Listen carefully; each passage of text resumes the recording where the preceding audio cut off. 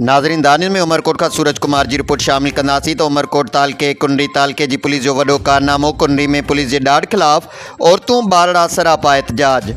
ख़बर मूजिब कुंडरी वासी औरत करीमा बेवा मोहम्मद बख्श खासकेली पंहिंजी धीअरनि आयशा खासकेली नूर खासकेली सां गॾु नेशनल प्रेस क्लब सामारो ते कुंडरी पुलिस जे ॾाढ ख़िलाफ़ दाहींदे एहतजाज कयो आहे त असांजे घर में कुंडरी पुलिस जा शराबी पुलिस वारा पुलिस कांस्टेबल गरदारी मेघवाड़ ऐं कांस्टेबल अहमद नवाज़ रिंद शराब जे नशे में असांजे घर में ज़ोरी घिरी असांखे हथे पइजी विया, जंहिंसां गॾु ॿिया बि पुलिस वारा मौजूदु हुया। असांखे आधी राति जो घर मां खंभे सॼी राति असां ते तशदुद करे असांजा कपिड़ा फाड़े सुबुह जो असां मां 4 बजे हथ कढी उछलाए विया।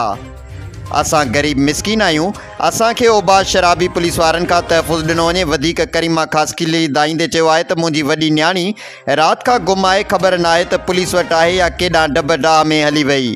असांजी न्याणीअ खे कुझु बि थियो त इन जो ज़िम्मेवार कुंडरी पुलिस ऐं हे ॿई पुलिस वारा हूंदा। इन्हनि वधीक तहफ़ुज़ जो मुतालबो कंदे SSP ऐं आला अमलदारनि खे चयो आहे त असांखे तहफ़ुज़ ॾिनो वञे, कुंडरी पुलिस मां जान जो ख़तरो आहे।